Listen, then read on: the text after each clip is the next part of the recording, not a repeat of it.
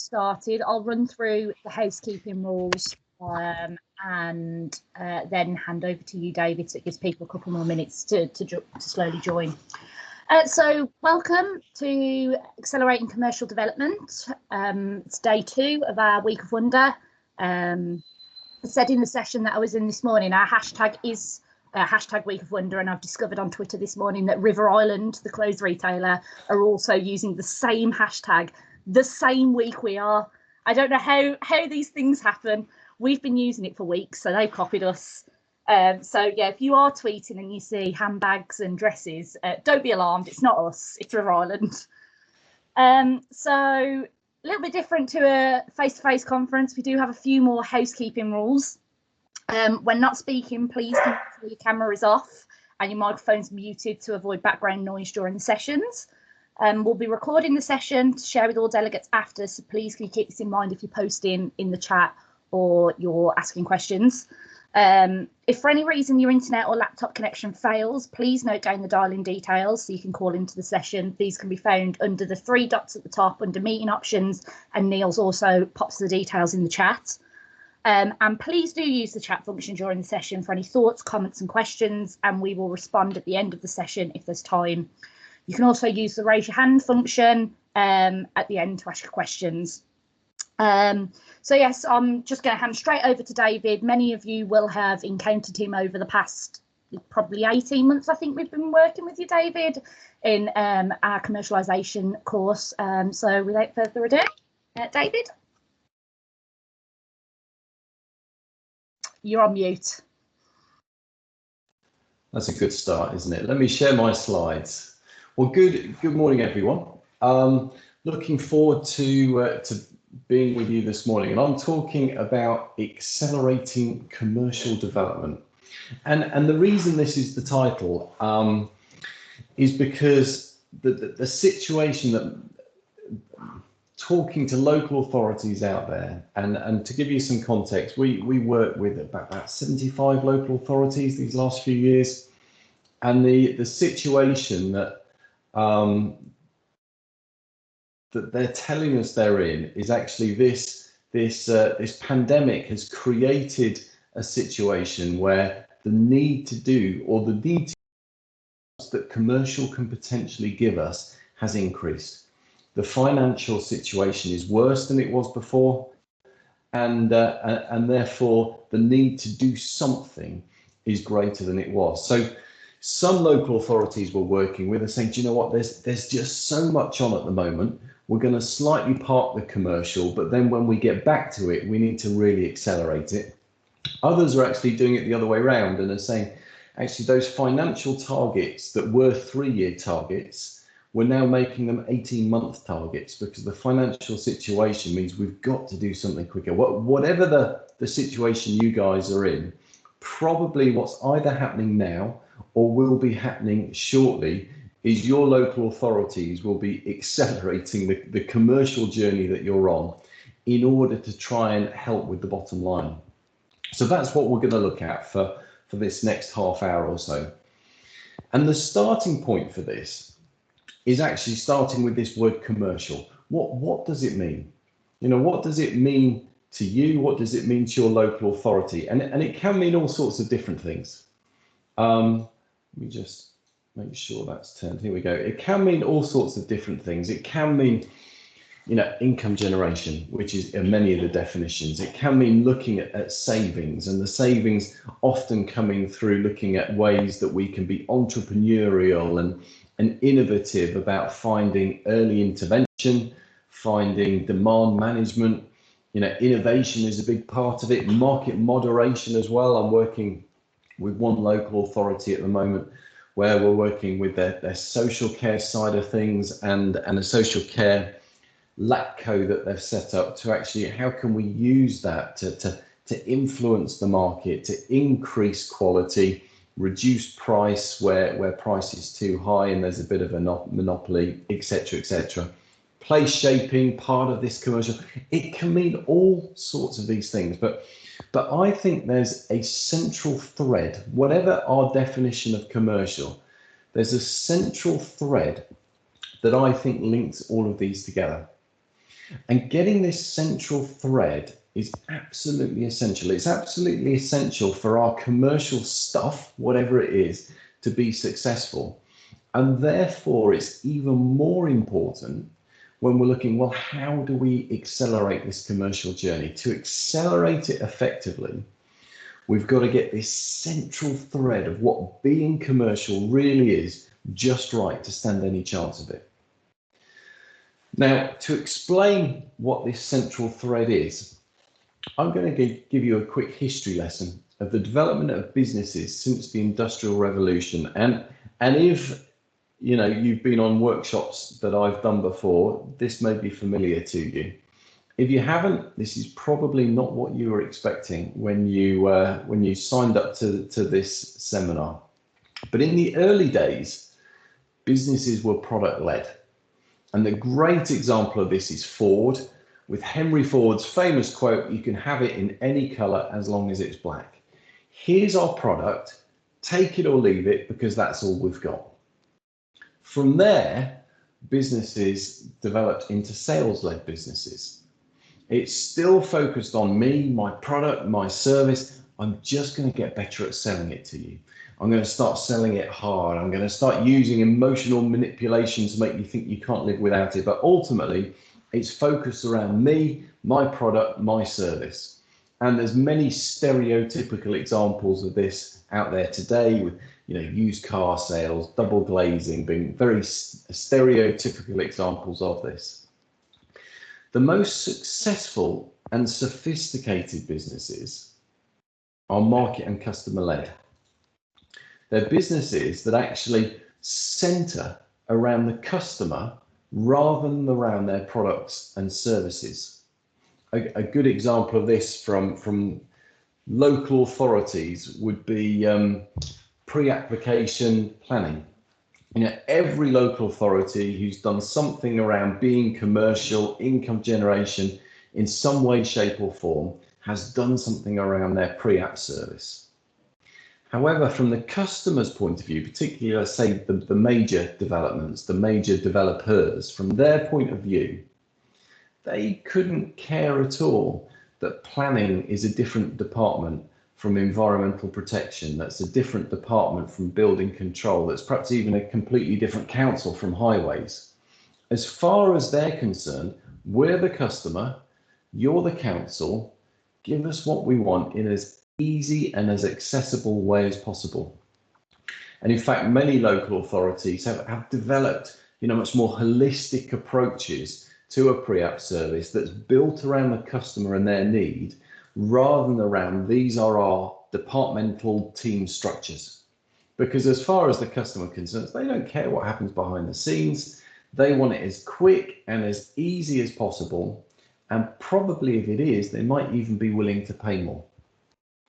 So the central thread of being commercial, I'd say, is this. Whatever our definition of commercial, whether we're trying to save, whether we're trying to generate more, whether we're trying to manage demand to reduce cost, whether we're creating great big commercial projects that will develop income in the future, the central thread of it is building it around customers. Or another way of describing that would be building it around the market demand, so that we really understand these are our customers, this is what they're after, and we now need to make sure we're in alignment to where that need is. Now, if we haven't got that right, then there's no way we can accelerate our commercial development. If we got that right, then actually our ability to meet the existing commercial objectives is probably very difficult, let alone accelerating it and meeting some of the new targets that certainly the authorities were working with are now starting to look towards. It's a challenge. It's a challenge. And if I was to describe this journey of commercial development as a bit of a spectrum, oh, I've gone too far there, here we go. With product led at the top. So here's our product, take it or leave it because that's all we've got. Through to market and customer led at the bottom, where it's, how can we really understand where the demand is, what people are looking for, and make sure we build services around that need, around that demand. If this is a spectrum of development, the challenge is as quickly as possible to go from the top to the bottom. Because where we're at the top, the focus is very much, what it looks like in reality in a council is, here's something that we do, how can we flog it to make some money? And perhaps I'm over-egging it, I'm exaggerating a little bit, but I reckon the last few years, we've been involved in close to 400 commercial opportunities and initiatives that local authorities run. And I haven't done the exact maths, but I reckon about 90% of them start from this place. Here's something that we do, how can we flog it to make some money? To phrase that a different way, what that's basically saying is, we have a problem, how can we find customers to help solve our problem? What's our problem? Our problem is our financial position. How can we find customers to help solve our problem? Now that approach will get some short-term results, but it won't create the longer-term substantial income streams, substantial commercial results that are needed to meet the challenge that we're facing. We were facing before this, and we're facing it even more now. I believe the only way to meet that is to flip that situation on its head. Rather than, we've got a problem, how can we find customers to solve that problem? It's, what are customers' problems? What's the market need, to use sort of slightly posher marketing language? What's that need? What's that demand? And how can we develop products and services based on our unique skills, our unique position as the regulator, etc., that are in alignment to where that need is? It's having this market and customer-led approach that I think is fundamental to achieving the sort of success that we need, that our local authorities need, and that you guys are probably, if you haven't already, at some point will be having new targets put your way. It's about being market and customer-led, understanding what the market need is, what the demand is, what customers are looking for, and building products and services around that. That, I'd say, is the starting point of accelerating commercial development. In fact, it's the starting point of being commercial, full stop.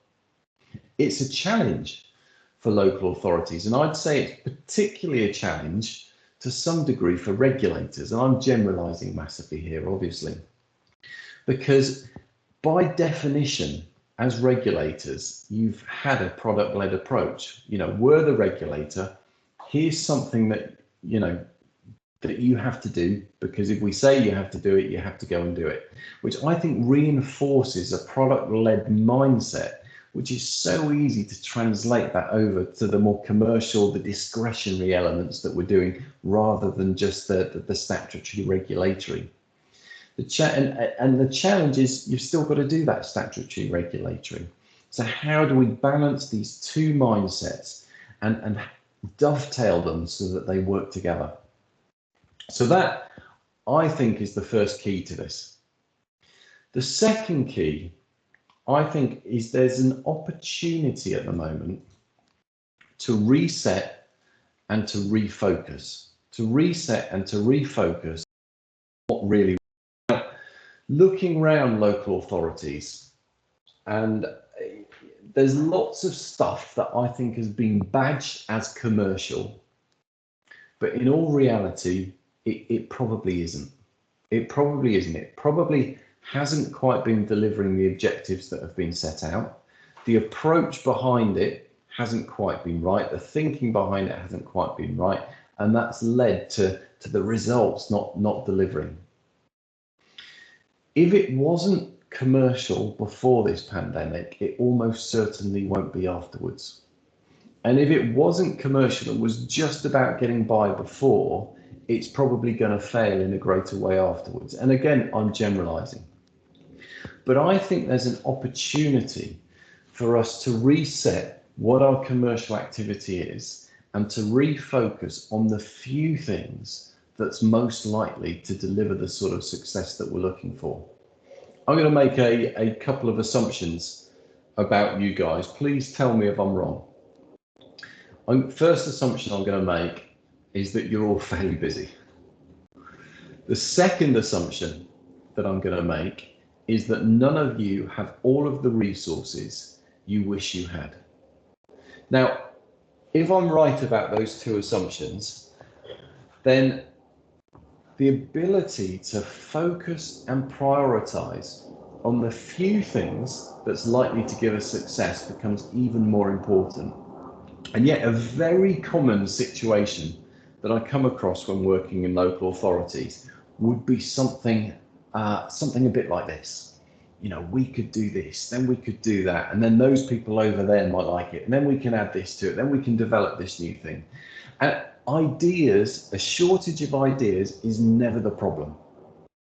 But what happens is there's so many ideas, and we'll do a bit of this, a bit of that, a bit of something else, that people end up just doing stuff, spreading themselves really thinly and not doing any of it as successfully as they could do. There's an opportunity in this season at the moment to really assess the ideas we've got, the commercial activities that we've started, that we've done before, that we perhaps might do in the future. Which are the best opportunities? And how can we push our resources behind the best ones rather than doing a bit of all sorts? Because any resource that we have spent on an idea that isn't quite so good, that isn't delivering commercially, is actually an opportunity cost that could have been reinvested somewhere else into a better scheme, a better idea, a better opportunity that will start delivering better results. And a good way to look at this and explain this is through this model that's up on the screen. It's the ANSOP matrix, which some of you may well have come across before. And I'll quickly talk through the model, and then I'll try and illustrate it using a real example from a local authority. Because the challenge is, given our precious tight time, availability, resources, how do we focus it where we're most likely to get the success so that we can really accelerate the commercial development that we've got? Now, what this model says is that we operate in various markets. And in fact, can I annotate this? Yes, here we go. So we operate in various markets, and the markets that we're operating in are here we go. I'll put an M for markets, and we operate in some of those markets already. They're the existing ones. And oh goodness me, that was an interesting bit of drawing there. But we've also got the potential to move into new markets. We also have various products and services. So I'll call them products here. Some of them we've got already. They're the existing ones. You'll quickly see artwork was never my strong point. But we've also got the potential to develop new ones. So yeah, if we were to say, let's stick with what we're doing, what we know we're good at, and in the markets we're already operating in, that would be sorry, I've got the E in the end the wrong way around here. Sorry, this is existing at the top and this should be new at the bottom. If we're sticking with what we're doing in the markets that we're working at, that would be a strategy of market penetration. So an example of that is, let's say, you are providing food hygiene training to businesses in your area, and you want to get a greater market share of businesses in your area to use you rather than someone else. That would be a strategy of market penetration, and that might be right for you. It could be that you think, do you know what, we're so good at this training, we're going to move outside of our area because we think there's others that will benefit from this and will come to us. That would be a strategy of market extension.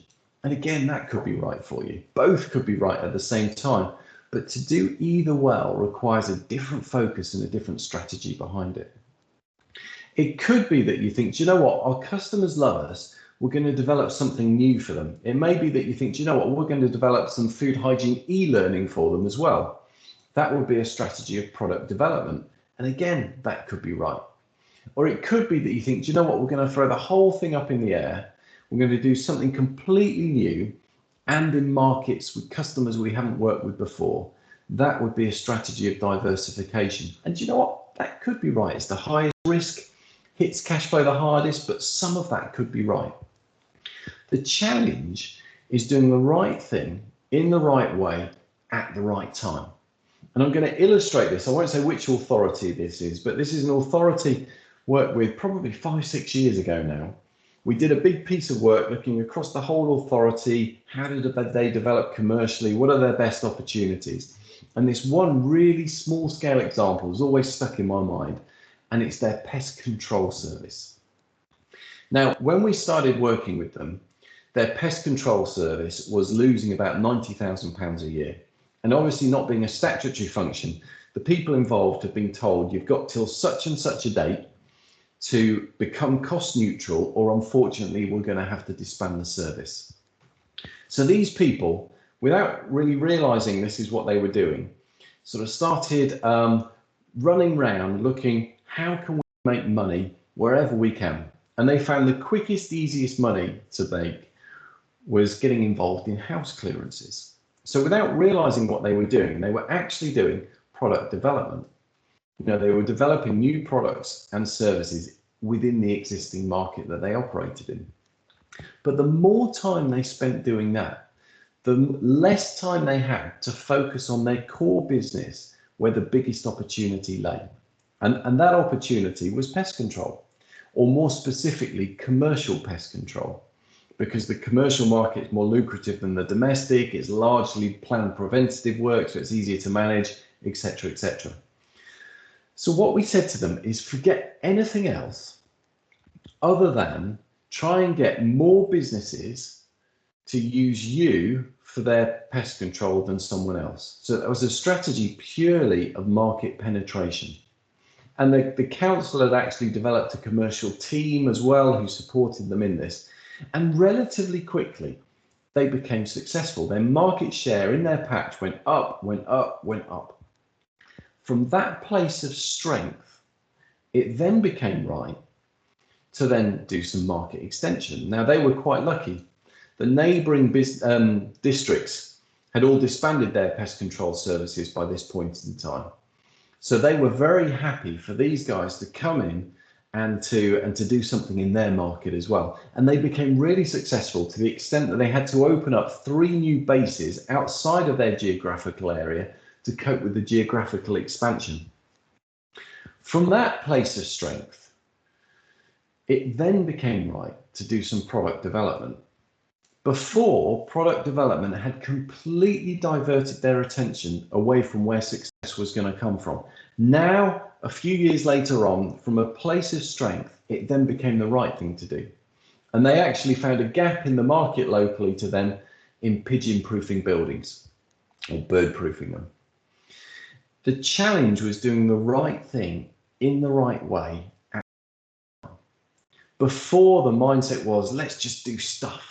Here's an opportunity. Let's chase that. Let's chase this. Let's chase the other.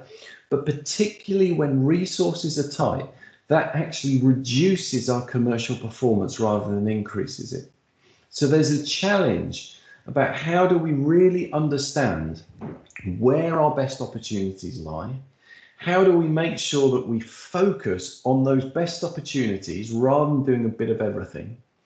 And how do we reset what we're currently doing so that as much energy and resource as possible goes into stuff that really is commercial and really stands a chance of working? One final thing I'm going to touch on before we finish off with a bit of time for questions and answers is making sure that we're aligned to the market. Now, there's 3 key pieces of market analysis that need to be undertaken to really understand the market and how to make the most of it. And they are the customers, the competitive environment in which you're operating, and your strengths, your weaknesses, what you really can do. And the challenge is to make sure that you understand the customers and what their need is. You understand the strength and weakness of the competition, and you understand your unique strengths and weaknesses so that you can decide this is what the market needs and this is how we can position ourselves in the best possible way to make the most of that. One of the traps that it's easy to fall into is making assumptions about this. When we make assumptions, if that assumption is slightly wrong, we can veer off in a direction slightly away from what the market's looking for, and we end up setting up something that isn't in that alignment and people won't buy it. I'll give you a quick example of this from your area. So a local authority I worked with many years ago were one of the first to do what I'm about to describe. Many of you will now be doing this as well. And they did a survey of all of the businesses in their patch and asked them, at your next food hygiene rating, inspection, what rating would you like? And unsurprisingly, the answers came back from many of them, we'd like 5. So they carried on the experiment, and 6 months prior to an inspection, they contacted them and said, for X amount of pounds, we'll come and audit you and tell you everything you need to do to make sure you get 5. And every month then, prior to the inspection, they resent that. And it worked. It worked. And what they found is they created value in 4 different ways. Firstly, it generated some income, not millions of pounds, but it generated some. Secondly, they found it created some efficiency savings because the quality or the preparedness of the businesses went up. So the inspections were generally of a high quality. There was less enforcement that had to follow on. Thirdly, it created value for these businesses because they had the regulator come and tell them exactly what they needed to do to improve their score. And fourthly, it created value for the general public because the safety and standard of food went up as a result. Another local authority had done something almost identical, but instead of calling it an audit, they'd called it a mentoring scheme because they'd made an assumption that the businesses wouldn't want the big bad council doing something hard and scary like an audit. They'd want a softer, friendlier, fluffier council to come and put their arm around their shoulder and guide them through a continuous improvement process. And you can sort of understand where that assumption came from. They launched this scheme, not one business went for it. I helped them try and understand why, and we spoke to a few businesses, and it was because this mentoring scheme was so intangible. An audit is tangible. I'll get a checklist, I'll know what I'll have to do, there's no fluff. In fact, one business even fed back, what even is a mentoring scheme? Are they going to make me talk about my feelings? No, a bit of a joke, but you get the idea. This one assumption led to a scheme that was very similar, suddenly not working. They relaunched it as an audit and suddenly it started working. So part of this is making sure that we understand the market, making sure that we're in alignment with the market, making sure that we're focusing on the few things that are most likely to deliver a return, and making sure that everything we do is centered around the customer rather than us. We're not looking for customers to solve our problems. We're looking, how can we understand the need of the customer, the need of the market, and align what we're doing to them. One very final quick thing just to mention is then when you do the marketing bit, because something that's so common when talking to people is we've tried it and no one bought it. Try it. The first time you market, whether that's an email, a leaflet, a letter, whatever it is, the chances of someone getting that when they're in a position to notice it in amongst 1,001 other things they've got to do and to make a purchasing decision is minuscule. But that chance increases the second time they get it, and further the third, and then the fourth, and then the fifth, and then the sixth, etc., etc. A one-off marketing campaign is almost definitely not going to work, but your results will gradually increase and increase and increase the more you stick at it. So don't be discouraged if it doesn't work the first time, but keep sticking at it, keep getting feedback, keep slightly tweaking it. And the more that you're out there doing this, the more the chances of your message sinking in and hitting them at the right time increase, so that they're more likely to think of you when they realise, I've got this problem, I really think about it. I hope that all makes sense. It was a quick whistle-stop tour of some elements that I think are important for accelerating this commercial journey that we're on, which is becoming an increasingly important part of local authorities generally, but particularly as part of the financial recovery from the crisis that we've been in. I think there's 3 or 4 minutes left. So has anyone got any questions?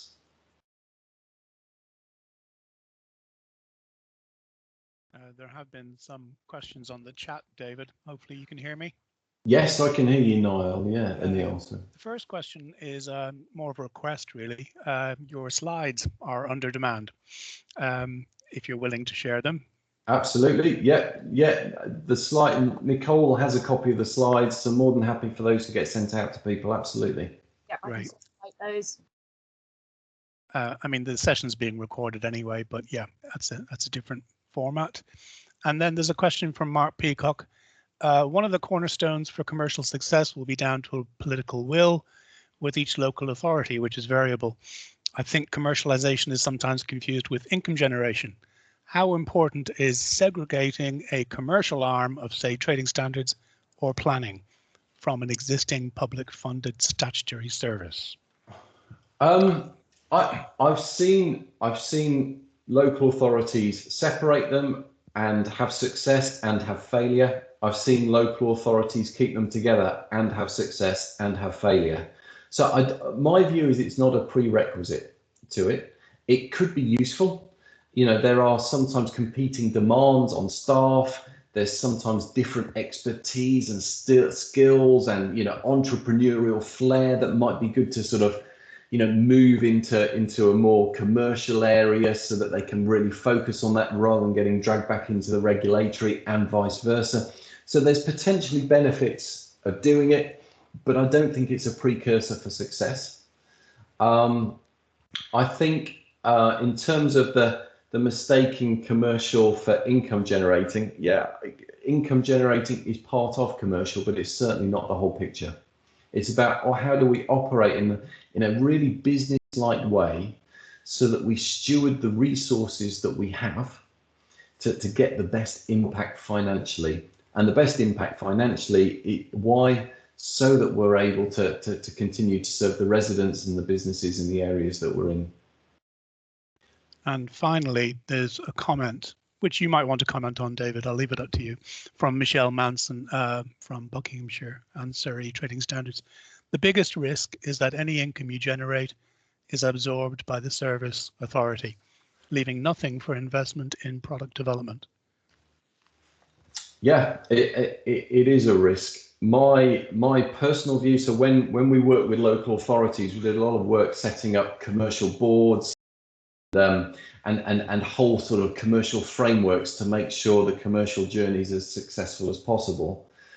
My personal view and the advice I generally give is to, you know, the results of it, the income that's generated, a percentage of that should stay in the service for reinvestment in it. Why? Because it enables you to stay on top of the commercial journey and game, which will actually pay dividends in the long run.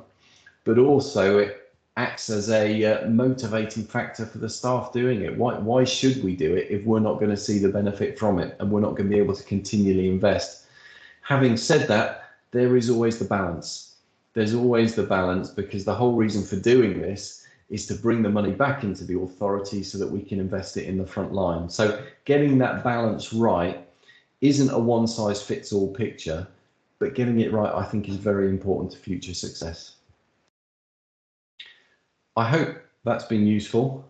Very nice to, I was going to say, to see you all, certainly see initials on a screen in front of me anyway.